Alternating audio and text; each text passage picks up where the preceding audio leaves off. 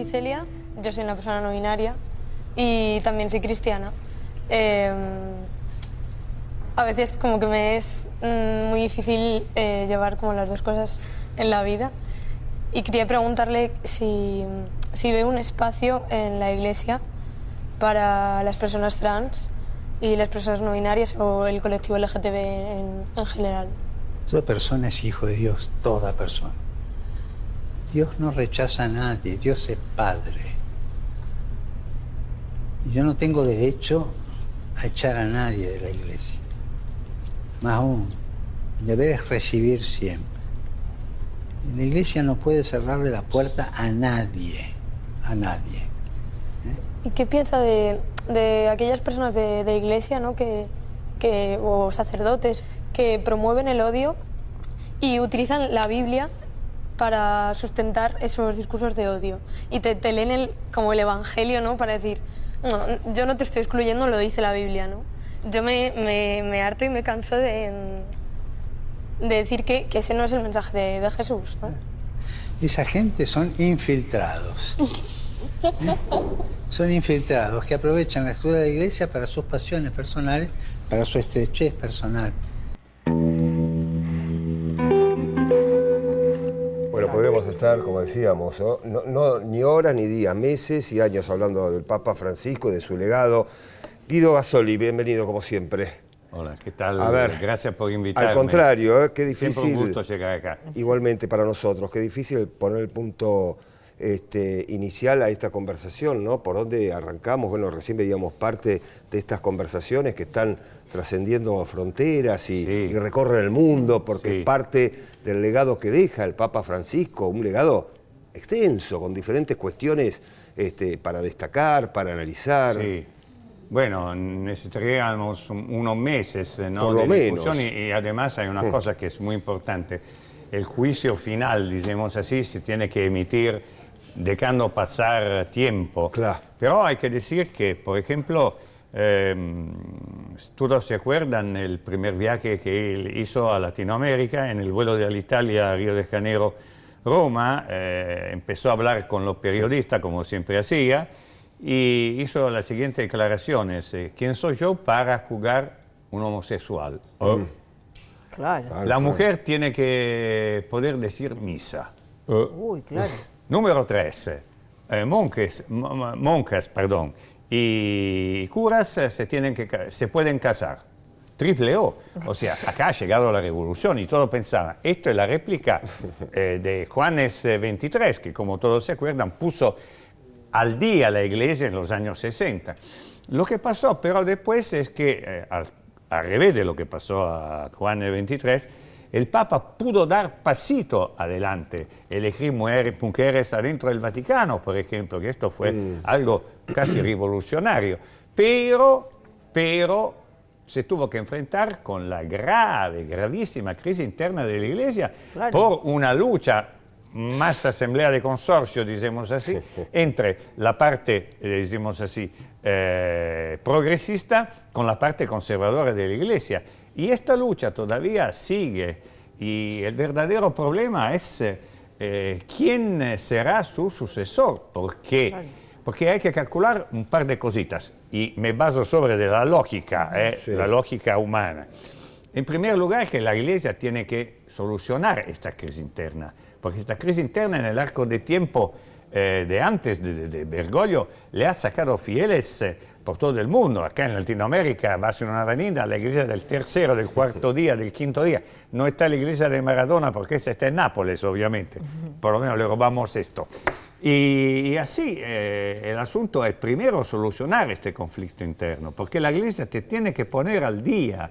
O sea, la mujer tiene que tener su función, como justamente casi se ponía a los gritos, porque sabemos que Papa Francisco era un hombre muy fuerte, ¿no? Claro que sí. Y entonces, esto es el primer problema. El segundo problema es que la Iglesia se tiene que enfrentar también a un mundo que está cambiando a una velocidad abismal. O sea, ustedes ven la crisis total del occidente, Estados Unidos que sale de una política, de una locura a la otra, la Europa que se pone en políticas con los peores gobernantes desde hace 70 años que están destruyendo el continente europeo y el continente asiático que sube de importancia.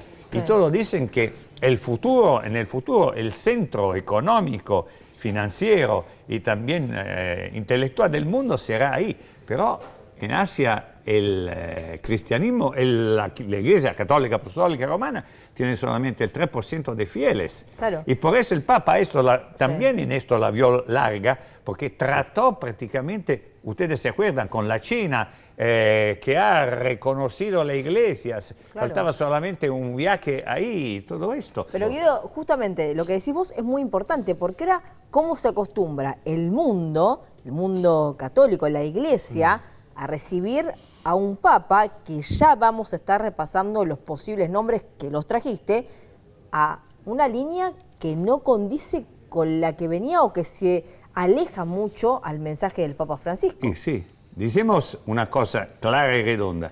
El candidato más fuerte, digamos así, a nivel del Frente Conservador era el cardenal Viganò, que pero el Papa lo echó y él se retiró prácticamente de la Iglesia, se bautizó otra vez y todo, está afuera del partido prácticamente. Guido, ¿y quiénes están adentro? ¿Quiénes están dentro del partido? Allora, empezamos con el secretario de Estado Parolin. Que todos apuntan como el más probable. ¿Por qué? Porque justamente Parolin tiene la capacidad diplomática, tanto si no solucionar el lío bárbaro que está en la Iglesia en este momento, que no lo solucionaría ni que nuestro Señor Jesucristo, por lo menos de hacer un acuerdo. Yo me muevo hasta acá y vos te mueves hasta ahí, claro. Y saludo por visito al Papa, como se dice en Roma.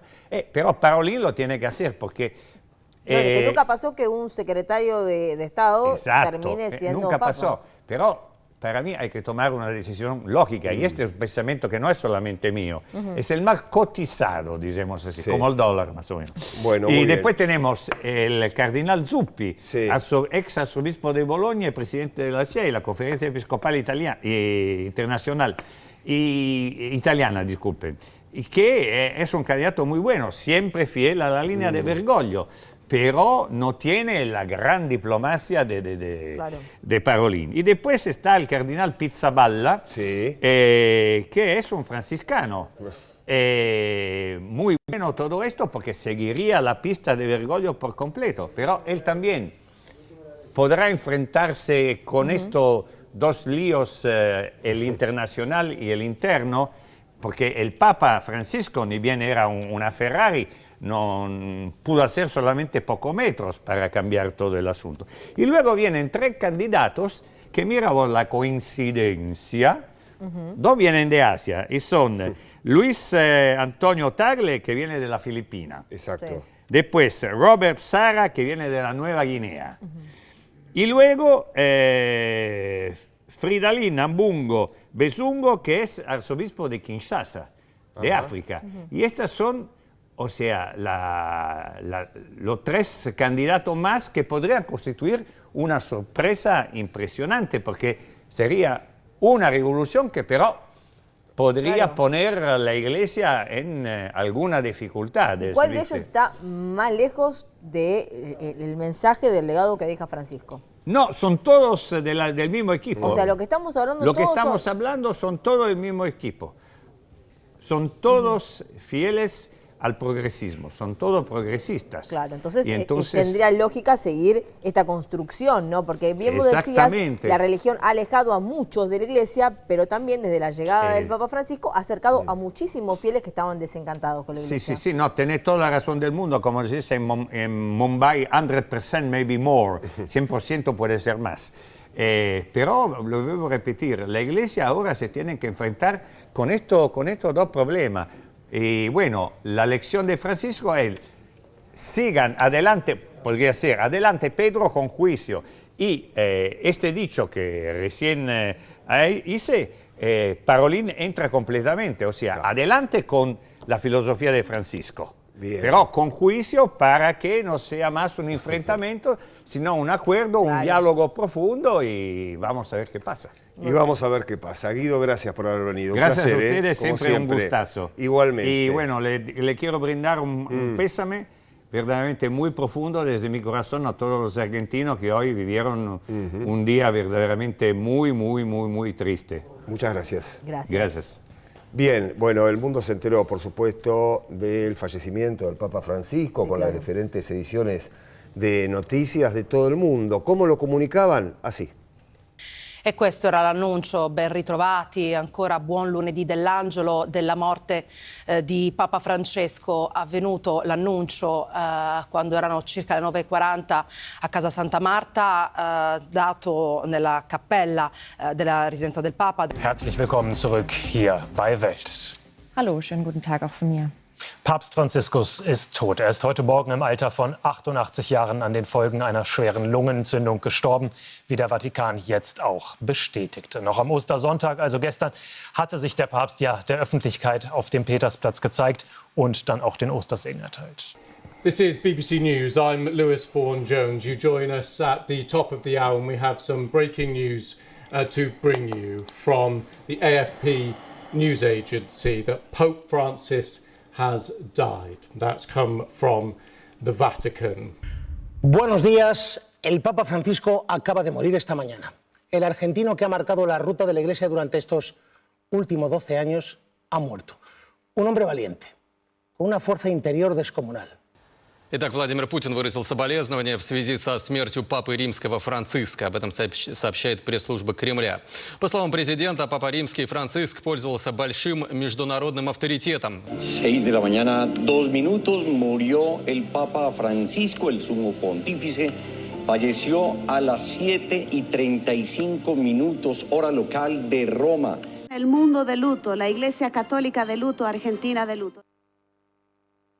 Más de 60 viajes hizo el Papa Francisco, decíamos, recibió también a decenas de mandatarios y vamos a hacer un repaso por algunas de las imágenes más icónicas y para eso nos vamos al 2013 cuando apenas habían pasado un par de meses desde que se había convertido en el Papa Francisco, cuando viaja a Lampedusa, justamente una isla conocida en Italia por el tema migratorio y desde ahí, desde ese lugar, da uno de los primeros discursos en relación a la cuestión migratoria, que esto va a atravesar todo su papado, justamente pedir por los migrantes, poner en agenda la cuestión migratoria cuando se veían incluso también en Italia situaciones en las que se daban de migrantes que estaban en un naufragio y no los dejaban desembarcar justamente en territorio europeo. Y nos vamos a un segundo viaje que justamente hizo apenas 4 meses después de haber asumido como Papa Francisco, y es Río de Janeiro, en Brasil, porque ahí dio uno de sus discursos también más icónicos, en el cual les pidió a los jóvenes, pero también le habló a la Iglesia, y les dijo, hagan lío. Compartimos al Papa Francisco.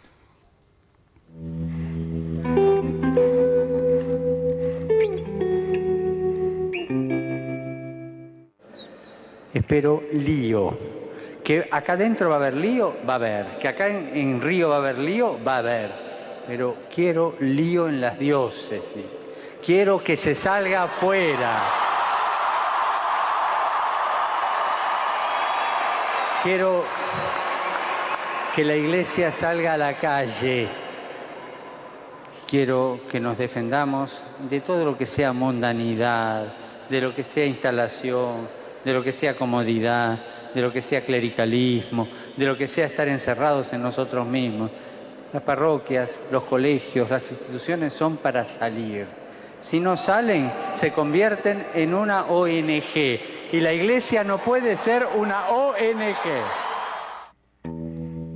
Hagan lío, decía el Papa en este discurso que por supuesto tuvo muchísima repercusión porque, como les decía, no solo se dirigía a los jóvenes, sino también a los miembros de la Iglesia, planteando que tenían que salir a las calles, ¿no? En lo que iba a marcar también parte de su papado, un papado más descontracturado, pidiéndoles justamente acercarse también a los más pobres. Y si les parece, ahora vamos a la tercera imagen, y es Irak, porque fue el primer papa en visitar este país árabe, devastado por años de guerra, por el Estado Islámico, entre otras cuestiones, y decidió incluso dar su discurso con los edificios completamente derrumbados, mostrar desde este país, que además tiene mayoría musulmana, hablarle al mundo, hablarle también a los musulmanes en lo que fue, por supuesto, una visita histórica del Papa a Irak. Y nos vamos a la cuarta imagen, que es mucho más reciente,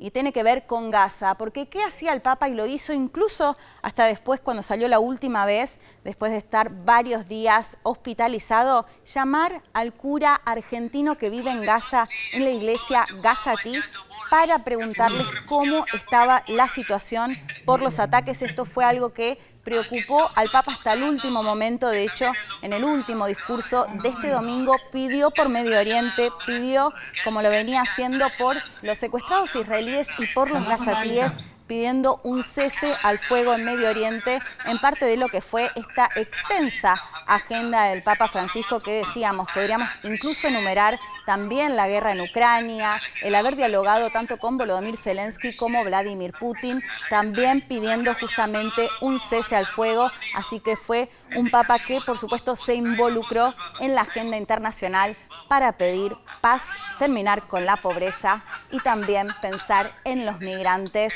como seres humanos, parte de lo que fue el papado de Francisco.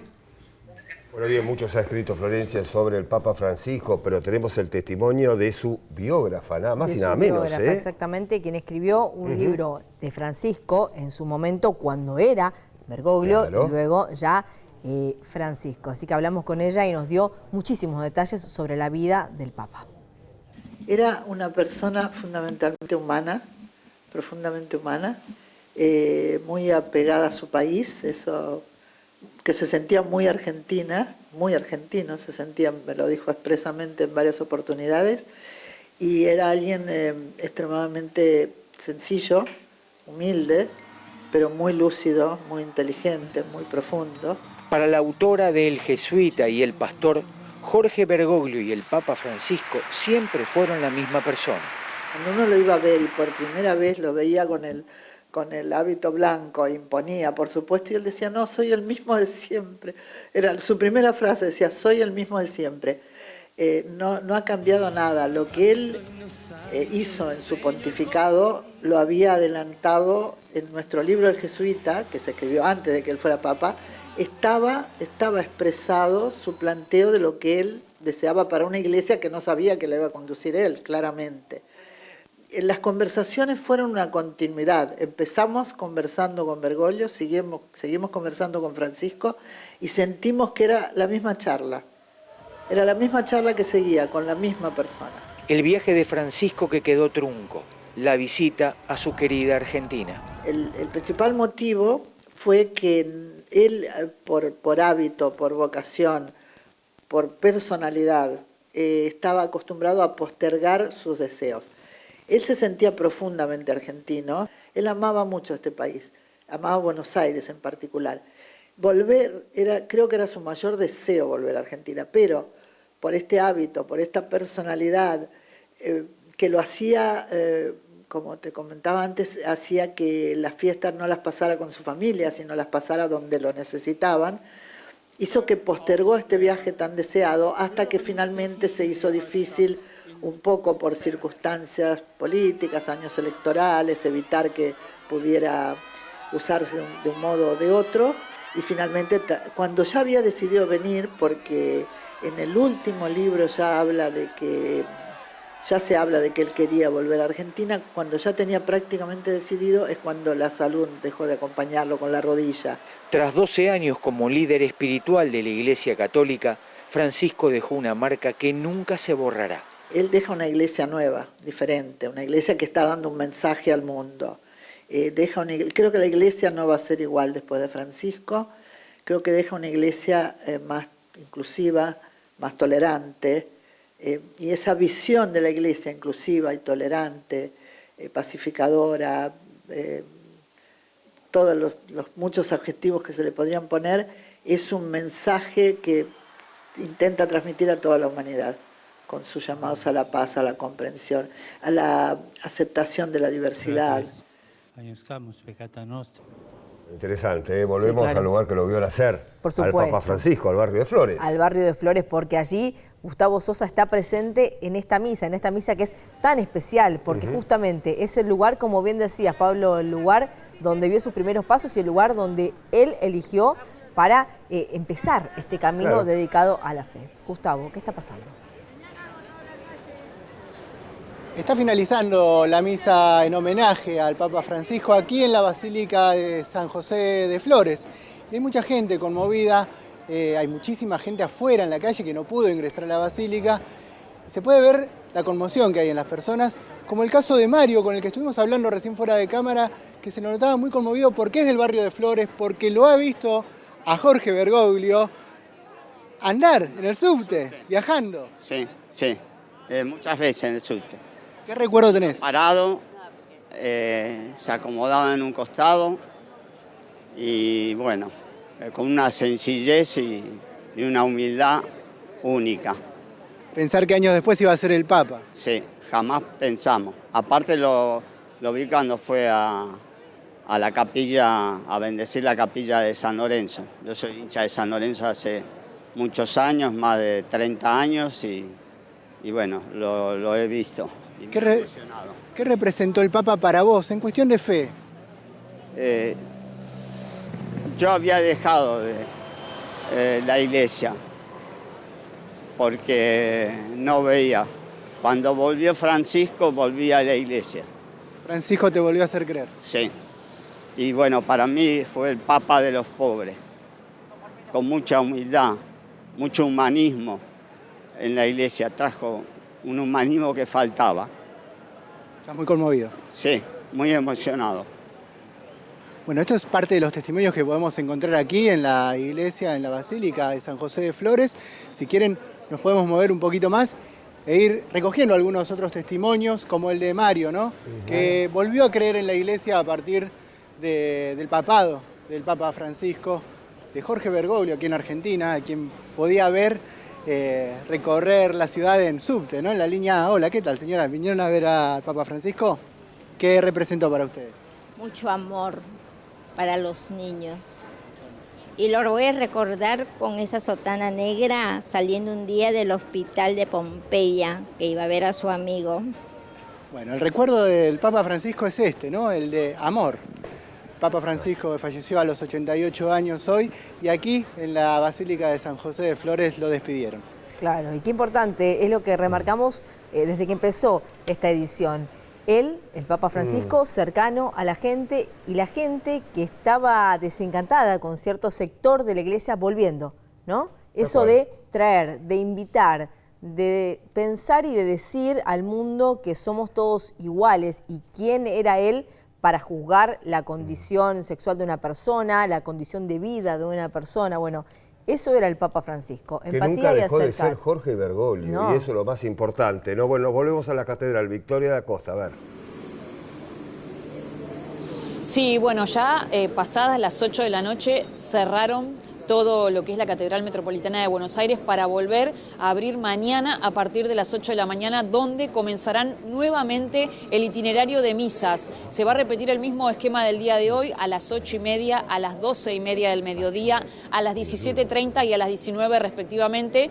En el medio, por supuesto, como decíamos más temprano, la misa interreligiosa a las 16 horas. Por eso los fieles van a poder seguir despidiendo al Papa a partir de mañana. Entre misa y misa, por supuesto, la Catedral catedral va a quedar abierta para que todo el que quiera venir a visitar acá la catedral lo pueda hacer. Apenas entrás, apenas ingresás acá por la avenida Rivadavia, te encontrás con un video de Francisco, también con una foto de Francisco, con lo cual ya a partir de que cruzás la puerta es todo una sensación que te moviliza el corazón. Hay que decir acá también que, bueno, continúa la gente trayendo, si ustedes ven acá, ofrendas, ¿no? En este caso, 2 camisetas de San Lorenzo que están puestas acá en una de las columnas de la Catedral de Buenos Aires, también algunos carteles y por supuesto, bueno, el amor que hacia el Papa Francisco continúa llegando a través de la gente y a través de las velas y a través de los rezos que se están dando aquí sobre la avenida Rivadavia. Muy bien, bueno, muchísimas gracias, Victoria.